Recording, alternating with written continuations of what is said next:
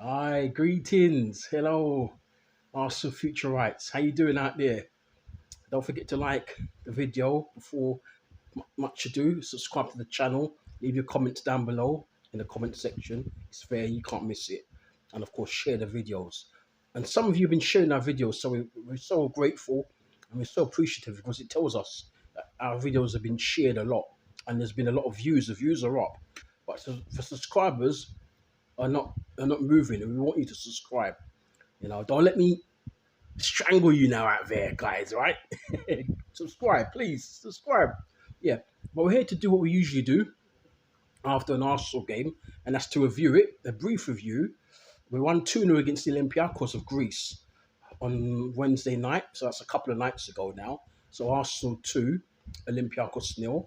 It wasn't a great performance. It was all right. Say it was a great performance. It was okay. We did enough to get through. We're not playing against one of the best teams in the competition, but we're playing against a decent side in their own right. I think they're one of the best, if not the best team in Greece, and they've knocked us out in previous years. They've come to the Emirates and won, and so on. So we shouldn't never take them lightly.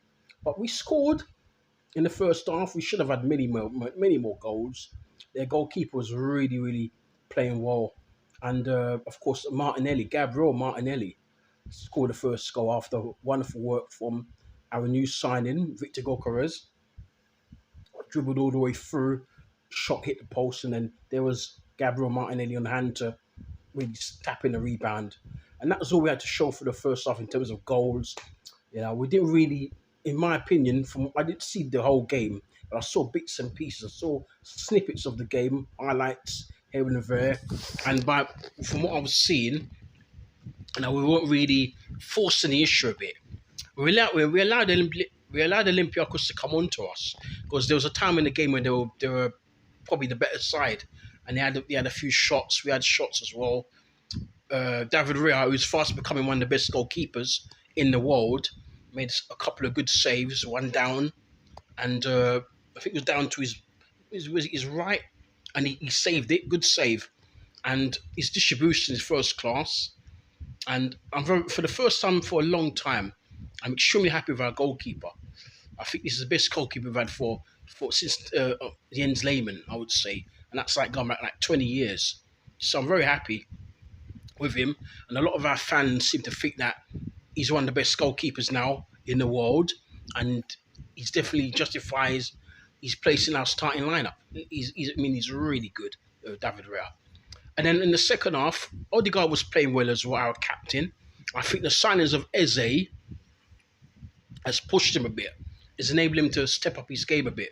He knows he wasn't playing well before that injury, the last injury he had, and even when he came out from the injury he had about a year ago, when he came back last season around New Year's time, he just wasn't at it.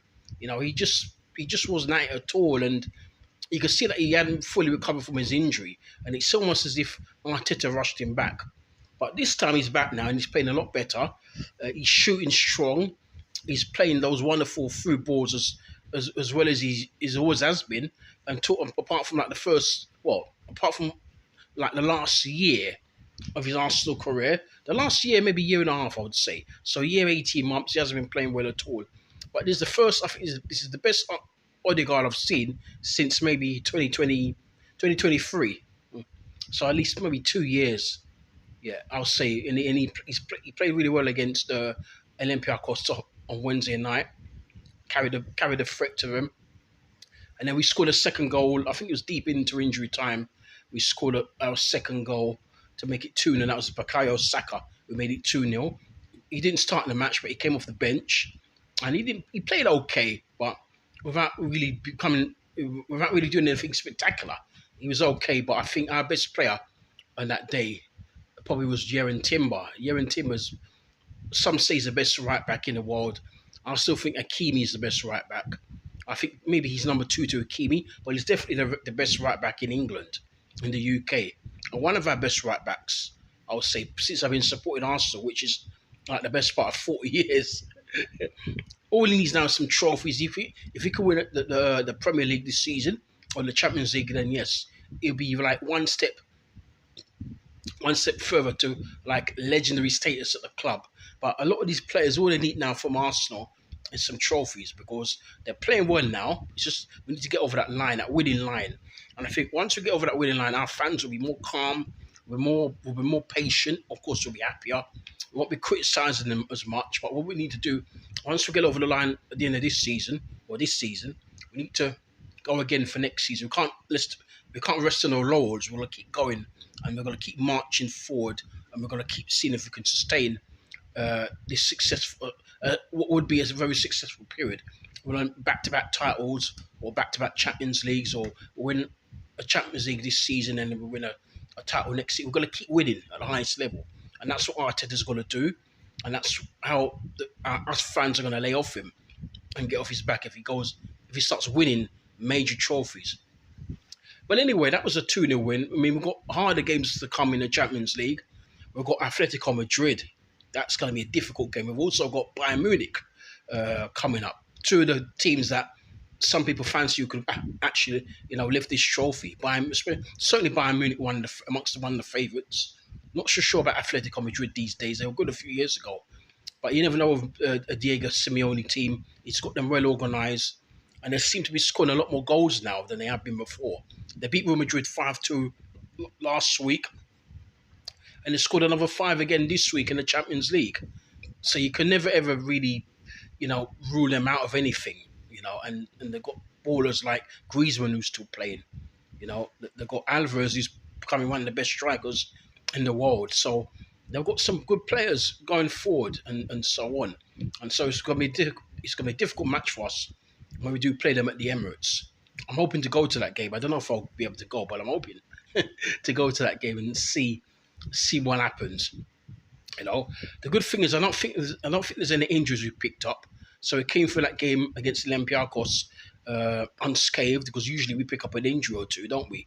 But this time, no injuries. I don't think we picked up any significant bookings or we didn't have anybody sent off.